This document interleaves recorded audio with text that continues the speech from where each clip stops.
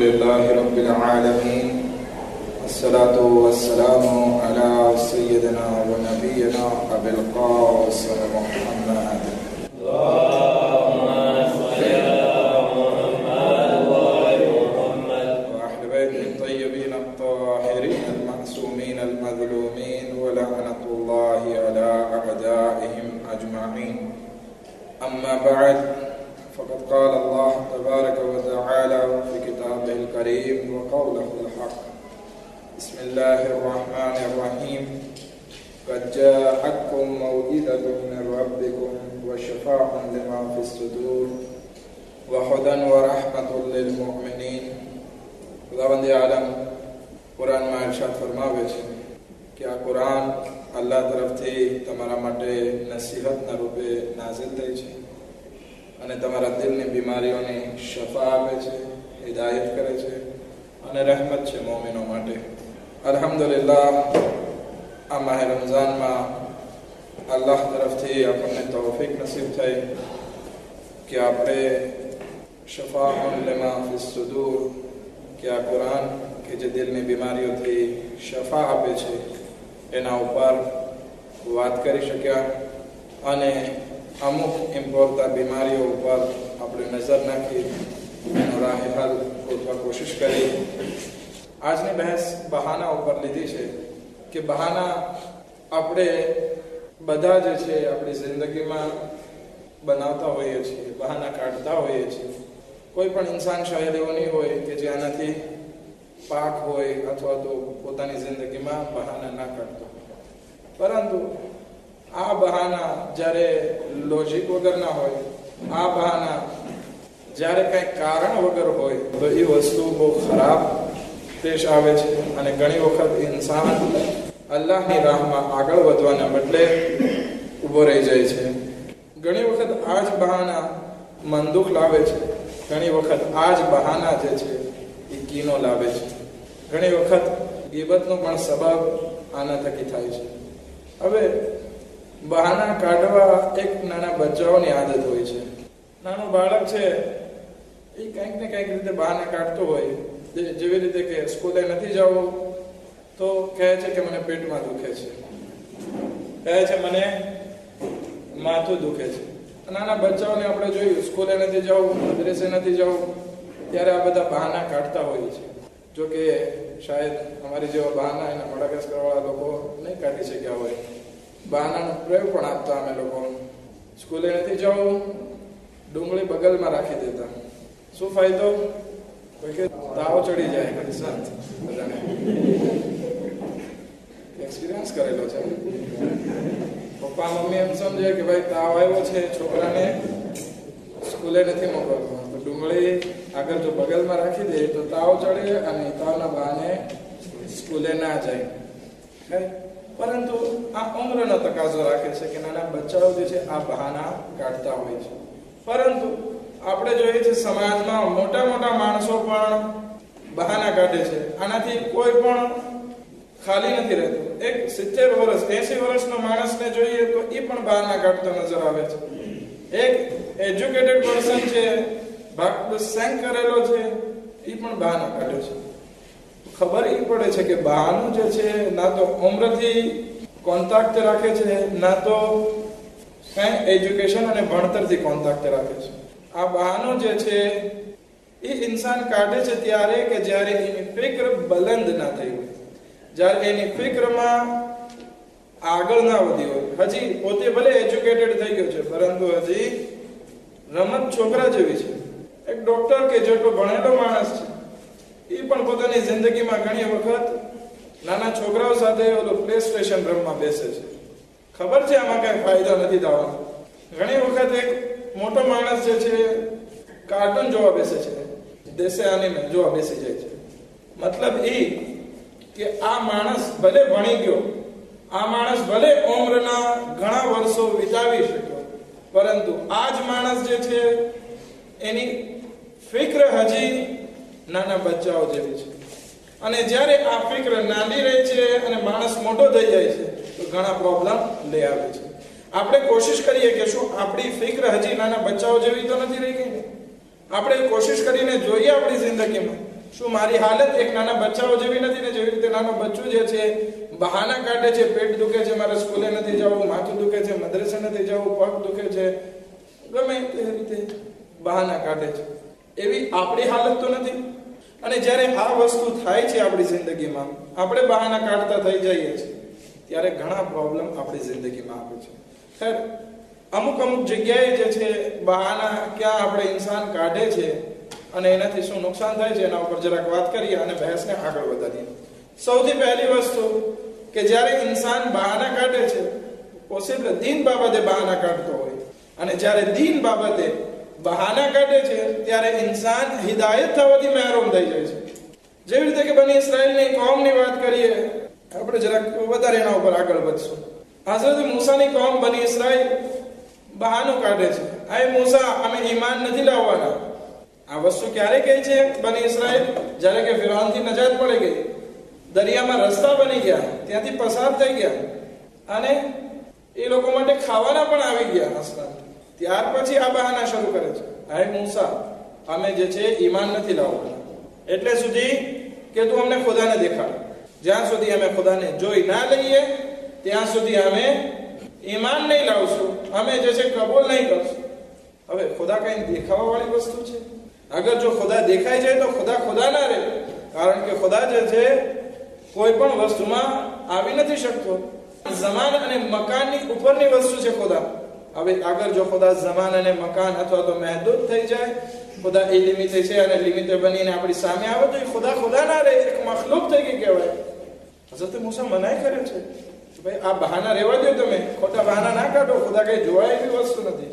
અને પછી એ વાક્ય જે કુરાન બયાન કરે છે કે એમાંથી અમુક માણસો આવ્યા, લીધા, પહાડો પર ગયા, ખુદા એક નૂર ચમકાવે છે, બધા માણસો મરી જાય છે. કહેવાનો મકસદ એ કે ઘણા માણસો આવી અને આવા બહાના કાઢતા હોય કે જ્યાં સુધી હું ખુદાને જોઈ ના લઉં ત્યાં સુધી હું ઈમાન નહીં લઉં. હવે ખુદાને જોવું અને ઈમાન લાવવું બે અલગ વસ્તુ થઈ ગઈ. આ એક બહાનું છે. હઝરત અલી અલૈહિસ સલામ પાસે પણ માણસ આવે છે અને કહે છે કે અલી, મને બતાવો કે ખુદા ક્યાં છે, કે જેથી મને ખબર પડે કે ખુદા ક્યાં છે ને એની ઇબાદત કરું. આ વસ્તુ હઝરત અલી અલૈહિસ સલામ કહે છે કે અસલન પોસિબલ નથી કે ખુદા તને દેખાય અથવા તો હું તને કહી શકું કે ખુદા ફલાણી જગ્યાએ છે. અસલન તારો સવાલ ખોટો છે, એ સવાલ જ બરાબર નથી, કારણ કે ખુદા કોઈ મખલુક નથી, કે ખુદા કોઈ મહેદૂદ વસ્તુ નથી તો હું તને કહી દઉં કે ફલાણી જગ્યાએ છે. એવરીવેર ખુદા, બધી જગ્યાએ ખુદા છે. અને ખુદા જે છે કોઈ વસ્તુમાં સમાઈ નથી શકતો. ખુદાને જે છે આંખથી તો જોવો અસલન મુમકિન નથી, જોવું હોય તો દિલની આંખો ખોલવી પડશે.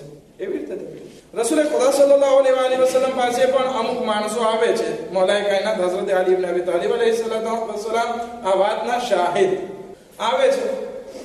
કુરૈશના માણસો, મક્કાના માણસોને કહે છે, યા રસૂલલ્લાહ, અમે ઈમાન લાવીએ, પરંતુ શરત છે કે કંઈક મોજિઝો દેખાડો. શું? તો કે આ ઝાડ છે, આ આર્ગ છે, એને તમે ઈશારો કરો કે તમારા પાસે આવી જાય. રસૂલે ખુદા ઈશારો કરે છે, આવી જાય છે.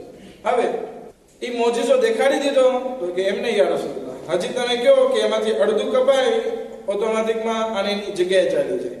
રસૂલે ખુદા ઈશારો કર્યો, અડધું ઝાડ કપાય અને એની જગ્યાએ ચાલી જાય. તો કે હજી નહીં, હજી આ બીજું અડધું જે છે ને એને કહો કે ત્યાં જઈ અને આખું થઈ જાય. એવી રીતે આખું થઈ જાય કે વચમાં કાંઈ ના, તિરાડ પણ ના હોય, ખબર પણ ના પડે કે આ જે છે કપાયેલું હતું. રસૂલે ખુદા ઈશારો કરે છે, જાય છે. ત્રણ મોજિઝા દેખાડે છે. એક વખત આખું ઝાડ લાવે છે, બીજી વખત અડધું ઝાડ મોકલે છે, વળી પાછું ત્રીજી વખત અડધું ઝાડ. હવે તો ઈમાન લઈ આવજો. આવું કોણ કરી શકે? આવું મોજિઝો કોણ કરી શકે? અગર માણસોને ઈમાન લઈ આવવું હોય તો બરાબર ઈમાન લઈ આવો, પરંતુ આ બધા બહાના જો. શું કહે છે? સાહિરુમ મજનૂન, કે આ રસૂલ તો જાદુગર અને ગેલો છે. નઉઝુબિલ્લાહ નસ્તજીરુબિલ્લાહ. આ એક બહાનો કાઢે છે કે જેનાથી ઈમાન નથી લાવતા. તો ઘણી વખત આ બહાના જે જિંદગીમાં આવે છે એનાથી ઇન્સાન હિદાયત થતો અટકી જાય છે. ઘણી વખત, બીજી વખત પણ કુરાનમાં ઘણી જગ્યાએ આ વસ્તુ વાત કરે છે, ઈમાન લાવવાની વાત. બધી વસ્તુ જે છે સામે છે કે રસૂલે ખુદા મોજિઝા બતાવે છે, સારી વાત કરે છે, હિદાયત કરે છે, અખલાક સારા છે, બધી વસ્તુ છે. સૂરે ફુરકાન આ વાતને ઇંતખાબ કરે છે અને કહે છે કે ઘણા માણસો બહાના કાઢે છે ઇસ્લામને કબૂલ કરવા બાબતે. કેવી રીતે બહાના કાઢે છે?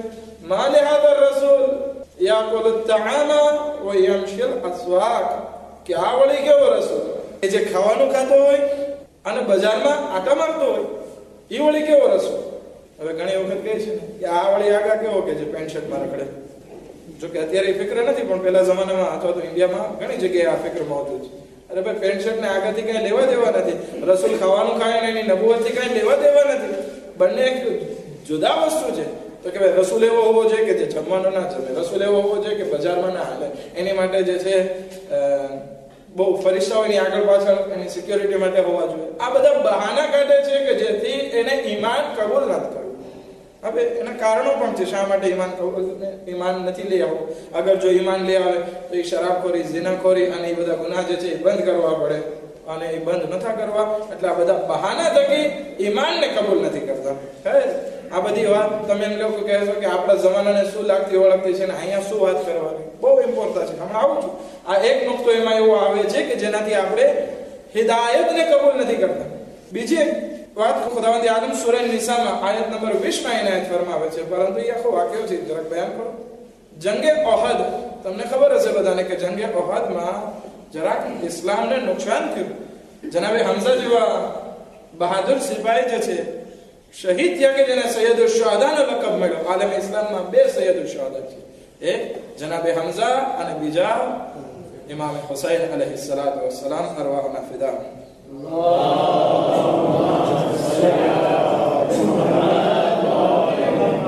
હવે જ્યારે આ જંગે ઓહદમાં પરેશાની થઈ, જરાક નુકસાન થયું ઇસ્લામને, ત્યાર પછી યહૂદી લોકો જાય છે. યહૂદી લોકો ખુદાને માને છે, હઝરત મૂસા અલૈહિસ સલામને નબી તરીકે માને છે, પરંતુ જાય છે કારણ કે દુશ્મન જ્યારે જોવે છે કે એના દુશ્મનને પછાડી દીધો તો દોસ્ત થઈ જાય.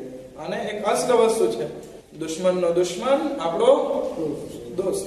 ખેર 4 વસ્તુ છે એના ઉપર આપણે નથી જતા, નહીતર હદીસ છે કે 4 વસ્તુમાં આપણે વહેંચાઈએ છીએ, દોસ્તનો દોસ્ત આપણો દોસ્ત અને એ બધી વસ્તુ. ખેર આ જાય છે બધા 70 માણસો યહૂદી લોકો જાય છે અબુ સુફિયાન પાસે મક્કામાં.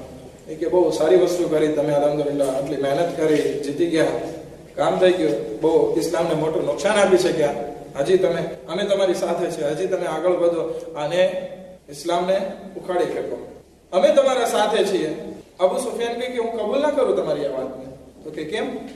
તો કે તમે અમારા બુતને, અમારી મૂર્તિઓને, અમારા ખુદાઓની સામે સજદો કરો, પછી અમે તમને માનીએ કે તમે અમારા સાથે છો. આ 70 યહૂદી પોતાના અકીદાને મૂકી દે અને બુતોની સામે સજદો કરે છે. વિચાર કરે કે જે માણસ ખુદા પરસ્ત છે, ખુદાને માનવા વાળો છે, એવો ખુદા કે જે ઇલિમિતે છે એને માનવા વાળો છે, છતાં પણ આવે અને આ દુશ્મનના બાબતને ઓલું કરવા માટે સજદો કરે છે. એટલું જ નહીં, અબુ સુફિયાન પછી પૂછે છે કે તમે મને બતાવો કે આ ઇસ્લામ જે 13, 14, 15 વર્ષથી સામે આવ્યો છે, કારણ કે 13 વર્ષ રસૂલે ખુદા મક્કામાં હતા, ત્યાંથી હિજરત થાય છે, ને પછી 1-2 વર્ષ પછી જે લડાઈ થાય છે જંગે ઓહદ, અને ત્યાર પછીની વાત છે, તો લગભગ 15 વર્ષ જેવું થાય છે કે આ 15 વર્ષથી લગભગ ઇસ્લામ આવ્યો છે. એ હક ઉપર છે કે અમે હક ઉપર છે? હવે એ યહૂદી લોકો જેનું મેઇન ડિફરન્સ આ કાફિર લોકો સાથે એ છે કે આ લોકો અલ્લાહ પરસ્ત છે અને આ લોકો મૂર્તિ પૂજક છે, મુશરિક છે, કાફિર છે. આ યહૂદી લોકો કે જેની શબાહત ઇસ્લામ સાથે આવે છે, લાકલ અમુક જગ્યાએ તો સરખા અકીદા છે, અલ્લાહ બાબતે સરખા અકીદા છે, હઝરત મૂસા બાબતે અકીદો સરખો છે. હઝરત મૂસાને પણ નબી માને છે, ઇસ્લામ પણ કહે છે કે હઝરત મૂસા અલૈહિસ સલામ અલ્લાહના નબી છે, છતાં પણ આવીને શું કહે છે અબુ સુફિયાન કે હા તમે વધારે હિદાયત પામેલા છો. આ બધી વસ્તુ બહાનું છે કે ઇસ્લામને કબૂલ ન કરે ને ઇસ્લામની મુખાલફત માટે ઉભા થાય, પોતાના અકીદાને મૂકી દે છે. ખુદાવંદ આલમ કુરાનમાં આ રીતે પછી રસૂલને આ વાત બયાન કરે છે, અલમ તરા ઇલલ લદીના ઉતુ નસીબન મિનલ કિતાબ. શું એ રસૂલ તમે નથી જોતા કે જે લોકોને કિતાબની તૌફીકાત મળી છે, કિતાબ આપવામાં આવી છે, યુમિનુના બિજિત વત્તાગુત, એ લોકો મૂર્તિ અને બુત ઉપર ઈમાન લઈ આવે છે, સજદા કરે છે. વયકુલુના લિલ્લઝીના કફરુ, અને કહે છે કે કાફિર લોકોની સામે કહે છે હાઉલાએ અહદા મિનલ લઝીના આમનુ સબીલા, આ લોકો કરતા તમે લોકો કાફિરો બહેતર છો, હિદાયત પામેલો છો. આ વિચાર કરીએ તો એક ઇસ્લામને કબૂલ ન કરવાનો એક મોટો બહાનો છે, અને જ્યારે આ બહાનાબાજી કરે છે તો પછી પોતાના અકીદાને પણ પાણીમાં નાખી દે છે અને કાફિરોને બહેતર સમજવા લાગે છે. ઘણી વખત આપણી જિંદગીમાં પણ આવું થાય છે. એક સલાવત પડે મુહમ્મદ વાલે મુહમ્મદ.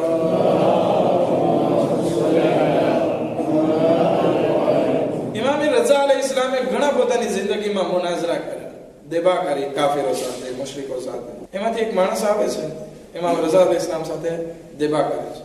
ઇમામ રઝા અલૈહિસ્સલામ બહેતરીન મુનાઝરાનો જવાબ આપે છે, બહેતરીન મુનાઝરા.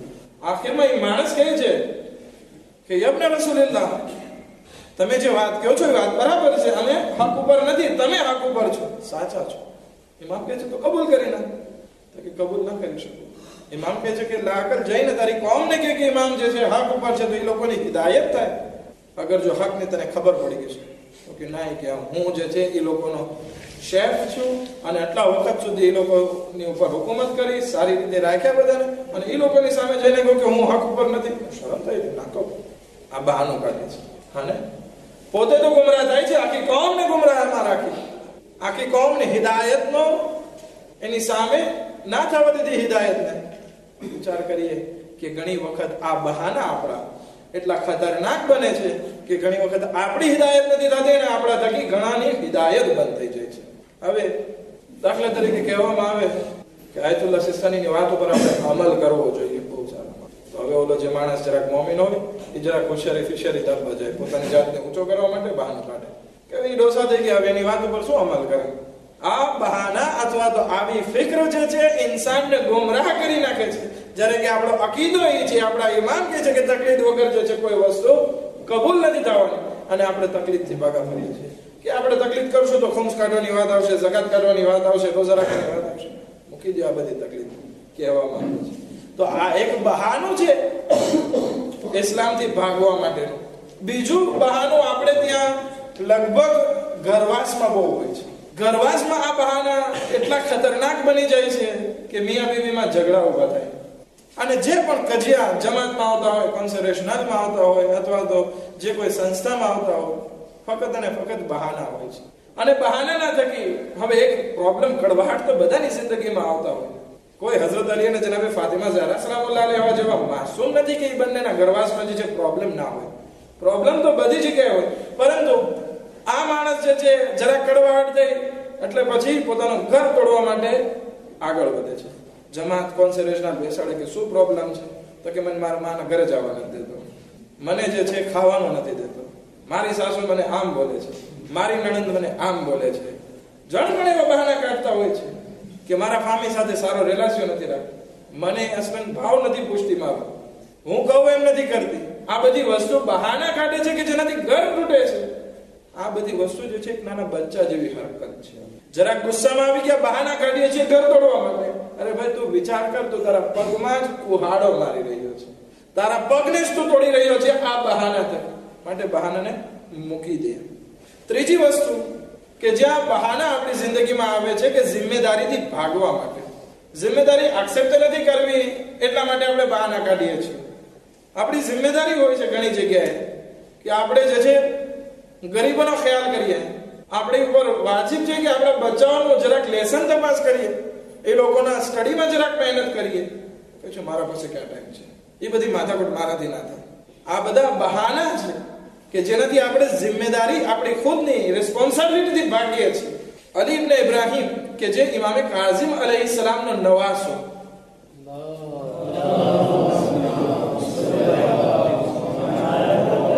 પરંતુ વાકીફી મઝહબનો છે. વાકીફી ફિરકો કયો છે કે જે 7મા ઇમામ સુધી જ ઇમામને કબૂલ રાખે છે, 8મા ઇમામથી કબૂલ નથી રાખતા, 8મા ઇમામને ઇમામ તરીકે એક્સેપ્ટ નથી કરતા. એનો દીકરો પણ મોહમ્મદ ઇબ્ન અલી, આ બંને બાપ દીકરો એવા જ છે વાકીફી મઝહબના. એક વખત કઈક પ્રોબ્લેમ આવ્યો એની જિંદગીમાં અને બધું કઈક લૂંટાઈ ગયું અથવા તો ખાલી થઈ ગયું, પૈસા નથી, સાવ ફકીર જેવો થઈ ગયો. કોઈ એને કીધું કે શિયાઓના ઇમામે હસન અસ્કરી અલ ઇસ્લામ છે જે સામરામાં મોજૂદ છે, એ બધાની બહુ પ્રોબ્લેમને હલ કરે છે, શાયદ એ તમારી પ્રોબ્લેમને સોલ્વ કરી દે. જેવી રીતે કે આપણે અહીંયા કહેવામાં આવે અંચુઈથી ઓલો માણસ આવ્યો છે, એ તમને શફા આપે, આપણે ત્યાંથી ગાડી ભરીને જાય શફા લેવા માટે, બરાબર છે. એવી રીતે આ માણસને પણ કીધું કે જાઓ ત્યાં. આ બંને માણસો સામરામાં જાય છે, ઇમામને ઘર નથી ખબર, ઇમામને ઓળખતા નથી, કોઈ રાખતો નથી અત્યારે ઇમામ સુધી. જાય છે, ઘર તપાસ કરતા કરતા ઇમામના દરવાજો પહોંચે છે, દરવાજો ખટખટાવે છે. ઇમામ દરવાજો ખોલે છે અને કહે છે, અય અલી ઇબ્ન ઇબ્રાહિમ, અય મોહમ્મદ ઇબ્ન અલી, આવો, વેલકમ, ભલે પધાર્યા, તમારું સ્વાગત કરું છું, ઘરમાં બેસાડે છે, બધી વાતચીત કરે છે, કેમ છે તમારા ફામી, ફલાણા ફલાણા બધાના નામ દે છે. મને ખબર છે તમે લોકો અત્યારે પ્રોબ્લેમમાં છો. ઇન્શાઅલ્લાહ મારાથી જે બની શકે એ હું વાત કરીશ. હવે જ્યારે આ લોકો ઇમામ પાસે પહોંચતા હતા, બાપ દીકરો વચમાં વાત કરતા હતા રસ્તામાં કે અગર જો આ શિયાઓના ઇમામ પાસેથી મને 500 દિરહમ મળી જાય તો મારો કર્જો બધો થઈ જાય, મારી દુકાન થઈ જાય, મારો બધો માલ આવી જાય અને હું પાછો સરખો થઈ જાય. એનો દીકરો પણ બસ બીજું એ સાથે કામ કરતો હતો બીજી જગ્યાએ, કે મારે માટે કર્જો નથી, ખાલી 3 વસ્તુની જરૂર છે. મારે મકાન નથી તો 100 દિરહમનું મકાન લઉં, 100 દિરહમનું જે છે દુકાન લઉં અને 100 દિરહમનો દાખલા તરીકે માલ અથવા તો સવારી લઉં. આ બે બાપ દીકરાએ વાત કરેલી, એકને 500 દિરહમની જરૂર, એકને 300 દિરહમની. ઇમામ સાથે તો કઈ વાત નથી. હવે જ્યારે ઇમામથી ખુદાફિઝ કરતા હતા, એકને 500 દિરહમ આપે છે અને કહે છે કે તારો કર્જો ભરી નાખ અને તારી જિંદગીને આગળ વધાર. બીજાને કહે છે કે આલે તારા 300 દિરહમ, તું પણ તારા જિંદગીને આગળ વધાર. બંને બાપ દીકરો જે છે ઘરે જાય છે, પોતાના કામકાજને શરૂ કરે છે અને અલ્હમ્દુલિલ્લાહ એનો વેપાર પાણી બહુ આગળ વધી જાય. અને ઇમામે હસન અસ્કરી અલૈહિસ્સલામ કે જેણે એના ઉપર અહેસાન કર્યો હતો એના વખાણ કરે છે. જે પણ માણસ એનો દોષ મળે છે બધાની સામે આ વાક્યો બયાન કરે છે કે શિયાઓના ઇમામ જે છે બહુ જોડાતા છે. હતા કે અમારા નામ, અમારા ફામીના નામ, અમારા દોસ્તોના નામ એ બધાને ખબર, અમારી હાજત કેટલી અને શું છે એ ઇમામે વાત કરી દીધી. દિલની નિયતોથી જાણકાર છે ઇમામ.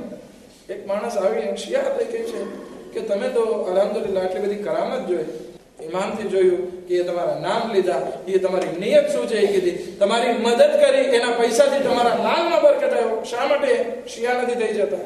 શા માટે તમે એની ઇમામતને કબૂલ નથી કરી લેતા? ઓકે, શું કરીએ, હવે આદત થઈ ગઈ છે અમારી વાકફી મસલમાં.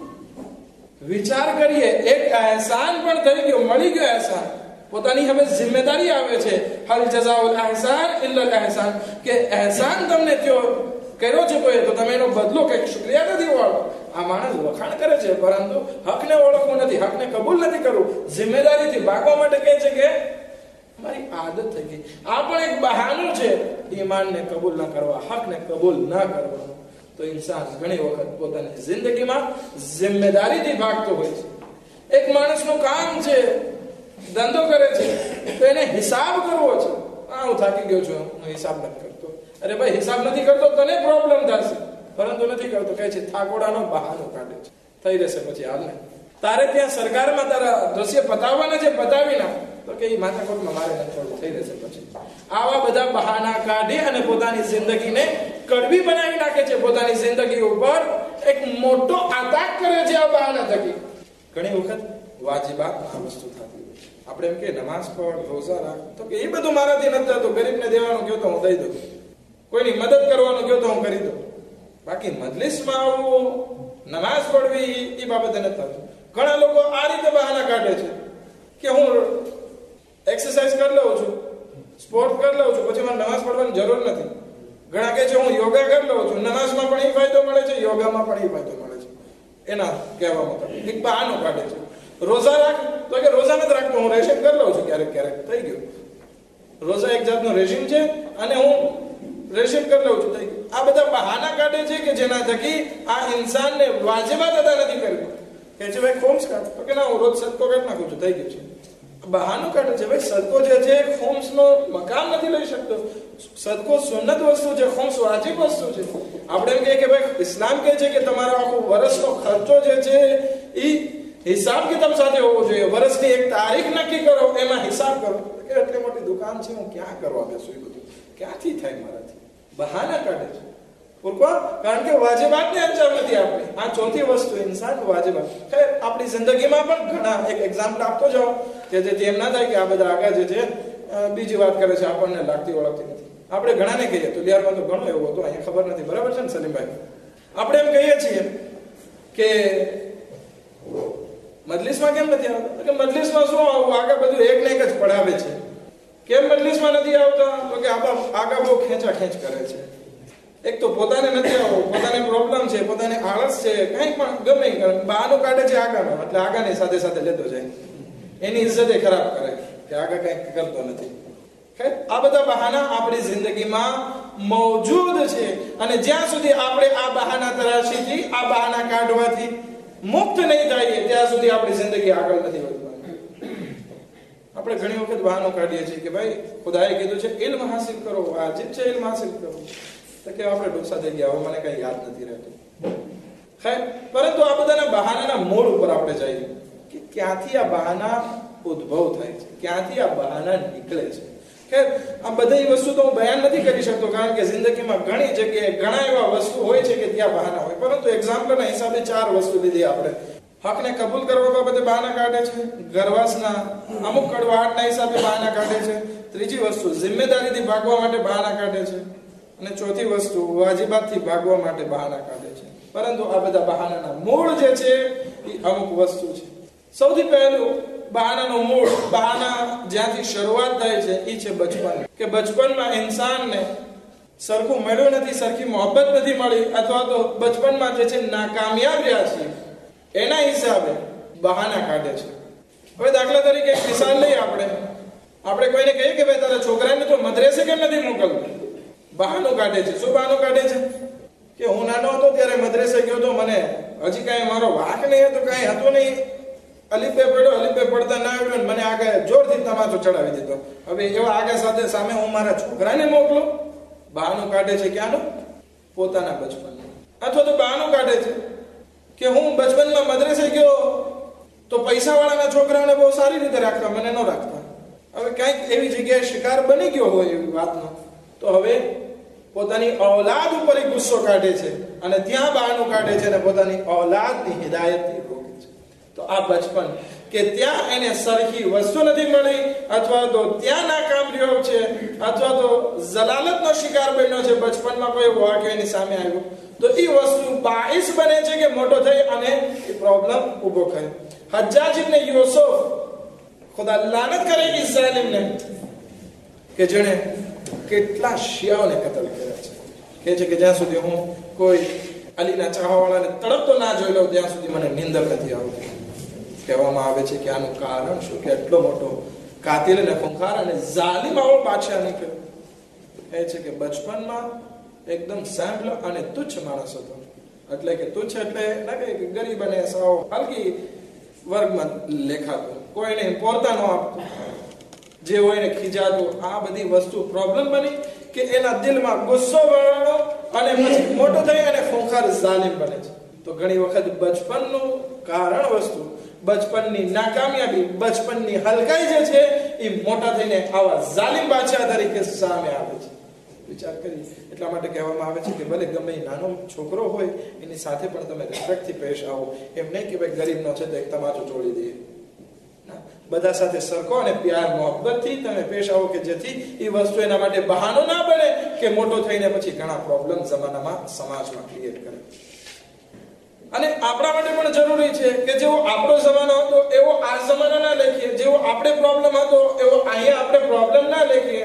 એ જમાનાની કંઈક ડિમાન્ડ બીજી હતી, આ જમાનાની ડિમાન્ડ બીજી છે, તો એ વસ્તુને બહાનો કરાર દે અને આ જિંદગીથી આપણે પાછા ના ફરી જઈએ, આપણા બચ્ચાઓની બાબતે ના રોકી રાખીએ. બીજી વસ્તુ, બીજું કારણ બહાનાનું ઉદ્ભવ થવું, બહાનાને વજૂદમાં આવવું, એ છે મકસદ સુધી ના પહોંચવું. ઇન્સાન કોશિશ કરે, ઘણી વખત એમાં કામયાબી મળે, ઘણી વખત એમાં કામયાબી ના મળે. હવે કામયાબી ના મળી એટલા માટે બહાનો કરાર દે છે કે મને કામયાબી ના મળી એટલે હું કોઈને કામયાબ થવા. હવે દાખલા તરીકે એક માણસ, છોકરો ડોક્ટર બનતો હોય, હવે એમાં કામયાબ ના થયો, હવે બીજાને પણ મનાઈ કરતો હોય ક્યાં ડોક્ટર ન બનજો, ત્યાં બહુ પ્રોબ્લેમ છે ને આમ છે તેમ છે.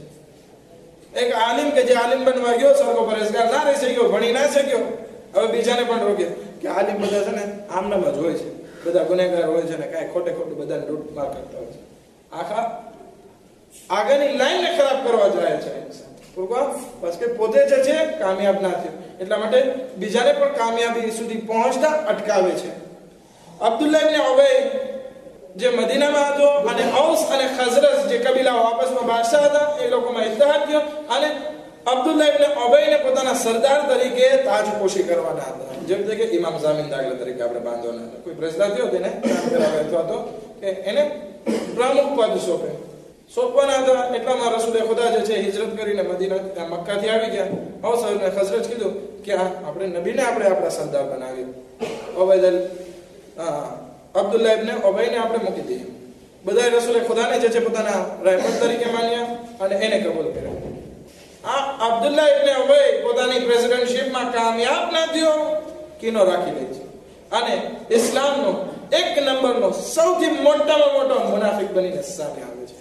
એક બહાનો, એક વસ્તુમાં કામયાબ ના થયો, હવે એ વસ્તુને બહાનો કરાર દે છે કે હું કામયાબ ના થયો એટલે રસૂલે ખુદા સાથે દુશ્મનાવટ કરું અને એની હુકુમતને પણ સરખી ના ચાલવા દો. મોટામાં મોટો મુનાફિક હતો. ઘણી કુરાનની આયત પણ એના ઓલામાં નાઝિલ થઈ છે. એક રિસર્ચ એક છાપામાં હતી અથવા તો એક સિરિયલ એવી હતી કે એક છોકરો જે છે એક સ્કૂલમાં જે છે કોલેજમાં યુનિવર્સિટીમાં ડ્રગ્સ વેચાતો. બધા છોકરાઓ ડ્રગ્સ બહુ લેતા હતા. હવે તપાસ કરવામાં આવી તો એમાં એક છોકરો જે છે એ ડ્રગ્સ વેચતો હતો અને એ ડ્રગ્સ વેચતો હતો પરંતુ પોતે ઉપયોગ નતો કરતો. એની સાથે બેસવામાં આવે છે, પકડીને લાવવામાં આવે છે કે ભાઈ આવું શા માટે કરે છે? તો કહે છે, બહાનું કાઢે છે કે હું જ્યારે આ ગામમાં આવ્યો અને મેં જોયું, સ્કૂલમાં ગયો, બધા સિનિયર મારી કરતા આગળની ક્લાસમાં હતા, મને બહુ હેરાન કર્યો, બહુ પરેશાન કર્યો, મને મારતા હતા, મને મારી સાથે કૂટ કરતા હતા, બધું મારી પાસે બૂટ પોલિશ કરાવતા હતા, મારી પાસે બીજા કામ કરાવતા હતા, ફગીઓ મરાવતા હતા, બધું કામ કરતા હતા, મને ગુલામની જેમ રાખ્યો. પછી મેં ઇંતકામ લેવાની કોશિશ કરી અને મેં કીધું કે આ લોકોએ મને હેરાન કર્યો છે તો હું એ લોકોની જિંદગી બરબાદ કરી નાખું અને બધાને ડ્રગ્સના આદિ બનાવી દીધા. પહેલા મફતમાં સિગરેટ લાવીને દે દો, પછી ડ્રગ્સ લાવીને દે દો અને પછી પૈસા લઈ અને દે દો. એ બધા અત્યારે મારા ગુલામ બની ગયા છે. વિચાર કરીએ, એક બચપનની વસ્તુ કારણ બની કે જેના થકી બધા એના ગુલામ થઈ ગયા અને ડ્રગ્સ પૂરા થઈ ગયા કે કઈ વસ્તુ હતી અને ઇન્સાનને ક્યાં પહોંચાડી દીધું. એટલા માટે કહેવામાં આવે છે કે કોઈ ઉપર જુલ્મ ના કરો, કારણ કે આજે જુલ્મ કરશો કાલે તમને કેવી રીતે અને ક્યાંથી બદલો એ વાળશે, ઇંતકામ લેશે ખબર નથી. પરંતુ આ એક બહાનું મળ્યું કે જેના થકી કેટલા માણસો જે છે એ ડ્રગ્સ પૂરતા થઈ ગયા, કેટલા જવાનોની જિંદગી બરબાદ થઈ ગઈ. આપણે પણ આપણી જિંદગીમાં ઘણી વખત આવી વસ્તુ આવે છે. સરકારી કામ માટે આપણે ક્યાં કામ ના થયું, ઘરે આવીને રાડા નાખીએ છીએ, બચ્ચાઓને મારકૂટ કરવા માંડીએ છીએ, બાયડીને ખીજાવવા માંડીએ છીએ. ભાઈ આ બહાનું કરાર દો. તમે તમારું કામ કામયાબ નથી તો પછી તમારી ઘરવાળી સાથે શું પ્રોબ્લેમ છે, તમારા બચ્ચાઓ સાથે શું પ્રોબ્લેમ છે? એટલા માટે કહેવામાં આવે છે કે બહારનો ગુસ્સો તમે બહાર રાખો અને ઘરનો વાત ઘરમાં રાખો. અગર ઘરનો ગુસ્સો તમે ઓફિસ અને બ્યુરોમાં લઈ ગયા તો ગ્રાહક સાથે પ્રોબ્લેમ થશે અને ગ્રાહક સાથે જે ગુસ્સો અને વાતચીત થઈ છે, કઈ પ્રોબ્લેમ થયા છે, એ વસ્તુ ઘરમાં લઈ આવ્યા તો ઘરમાં પ્રોબ્લેમ થશે. માટે આ એક બીજું કારણ છે કે મકસદમાં કામયાબ નથી થતા એટલે બહાના આવે છે અને એના હિસાબે કામ આપણા ખરાબ થાય છે. ત્રીજી અને આખરી વસ્તુ કઈ? જહેમત તમામ કરો. જીદના કારણે ઘણી વખત બહાના આવે છે. હવે ઇન્સાનની એક બીમારી કે જેના ઉપર આપણે લગભગ વાત નથી કરી શક્યા પરંતુ બસ ઈશારો કરતા જઈએ છીએ. જીદ, આપણામાં જીદ હોય છે. હવે જીદ એક ખસલત છે ઇન્સાનની કે અગર જો આ ઇન્સાન જીદ મૂકી દે તો ઘણા પ્રોબ્લેમ એની જિંદગીમાં સોલ્વ થઈ જાય અને આ ઇન્સાન ઘણો આગળ વધી શકે. હવે ઘણા માણસોમાં આ જીદ હોય છે. આપણે એમ કહે છે કે તારામાં આ પ્રોબ્લેમ છે કે એનો તવજી કરી નાખે, બહાનું કાઢી નાખે, એ આના કારણે આમ છે. હવે દાખલા તરીકે હું મારા ઉપર જ મિસાલ લઉં કે ભાઈ આગળ તમે બહુ જરાક મટલીસ લંબાવો છો, જરાક ટૂંકી કરો તો કે ભાઈ વાત એવી આવી છે કે મારે કરવી પડે. એમ નથી કહેતો કે ભાઈ હું ઇન્શાલ્લાહ કોશિશ કરીશ કે ટૂંકાવી નાખીશ. આ જીદ જે છે એ બહાનું લઈ આવે છે ઇન્સાન. હું કહું એ જ સાચું, મારી કરતા ઓલો મારો નાનો ભાઈ જે છે એ મારી વાત કાપી નાખે એ મને પસંદ ના આવે. એટલા માટે હું મારી વાતને સાચી બતાવવા માટે કઈક જાતના બહાના કાઢું. આપણે એમ કે ઈરાન અત્યારે બહુ કામ કરે છે. એક દાખલા તરીકે સાંભળો માણસ, જવાન છોકરો જે છે કે ઈરાન અત્યારે બહુ કામ કરે છે. હવે ઓલો એનો મોટો ભાઈને એની વાતને કબૂલ નથી કરવી અને પોતાની કઈક વસ્તુને દેખાડવી છે તો એ પોતાની વાત ઉપર અમેરિકા અત્યારે જો કેટલો આગળ વધી ગયો અને ઓલાની ઇકોનોમી જો આમ જો તેમ જો, આ બધા મુલ્લાઓ આમ છે તેમ છે, આ બધી વસ્તુ જીદના કારણે વજૂદમાં આવે છે. આપણી ઘરવાળી સામે આપણે જીદ કરતા હોય, બચ્ચાઓ સામે જીદ કરતા હોય. હવે બચ્ચાઓ જીદ કરે તો એ વાત બરાબર, આપણે જીદ કરીએ છીએ. બચ્ચાઓ ઘણી વખત કહે કે મને આ જ વસ્તુ ખાવી, આપણે એની સામે જીદ કરી નાખીએ છીએ કે નહીં તારે આ જ ખાવું પડશે અને બહાનું કાઢીએ છીએ કે એની આદત ખરાબ થાય. ભાઈ એની આદત સુધારવી છે તો બીજા ઘણા રસ્તા છે. બહાના કાઢવા કોઈ સારી વસ્તુ તો ઘણી વખત જે છે આ વસ્તુ જીદના કારણે બહાના વજૂદમાં આવે છે. એક સલાવત આપણે મહમ્મદ વાળે